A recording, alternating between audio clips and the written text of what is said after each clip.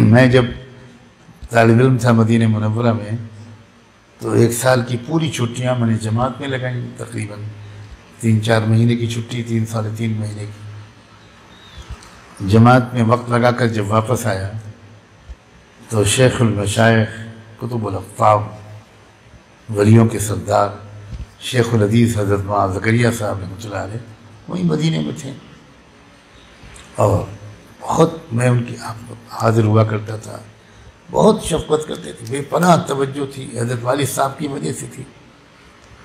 میں جب جماعت میں وقت لگا کر آیا، بہت لمبا وقت، اپنی پوری چھٹیاں، اور شیخ کے یہاں حاضر ہوا تو مجلس کے بعد لائن لگا کر لوگ مسافہ کرتے تھے، میں بھی لائن میں کھڑا ہو گیا، اور میں جب پہنچا میری باری آئی، شیخ نے مجھے دیکھا اور ہاتھ کھینچ لیا، مسافہ کرنے سے انکار کر دیا۔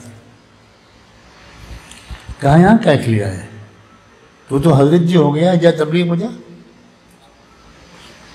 اب میں ایسا کھڑا ہوں جیسے مجرم،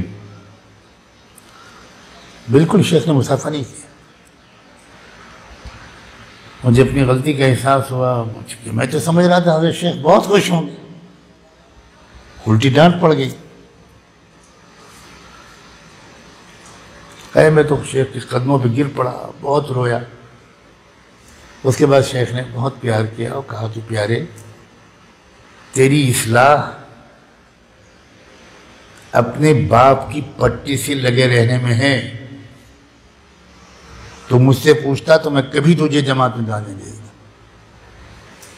پہلے ہی دن جس دن چھٹی ہو اس دن پہلی فلائٹ سے گھر جایا کر، اور آخری فلائٹ سے واپس آیا کر، تیری اصلاح اس میں ہے۔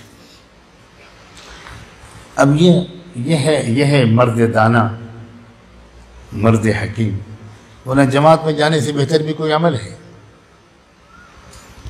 لیکن وہ جانتے تھے، وہ لوگ وہی جانتے ہیں، ہم نہیں جانتے کہ اصل میں اس کی اصلاح وہاں ہوگی جہاں اس کا تکبر ٹوٹے گا، جہاں اس میں تواضع آئے گی، جہاں اس کو دن میں 5 بار ڈانٹ پڑے گی۔ وہاں تھی یہ اصلاح تھوڑی ہوگی جہاں اس کے بیانات ہوں گے اور تقریریں کرے گا اور تشکیلیں کرے گا، وہاں تھوڑی اصلاح ہوگی۔ یہ ہے سمجھداری کی بات۔ اپنی رائے پر عمل کرنے سے بڑھ کر تو کوئی خباثت ہے ہی نہیں۔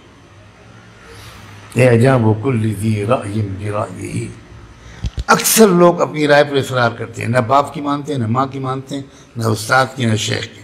ان کا ارأیت من اتخذ الہہ ہوا، ان کا جو معبود ہے، مطاع ہے، پیر ہے، شیخ ہے، مربی ہے، وہ ان کا نفس ہے، اور نفس خبیث ہے وہ۔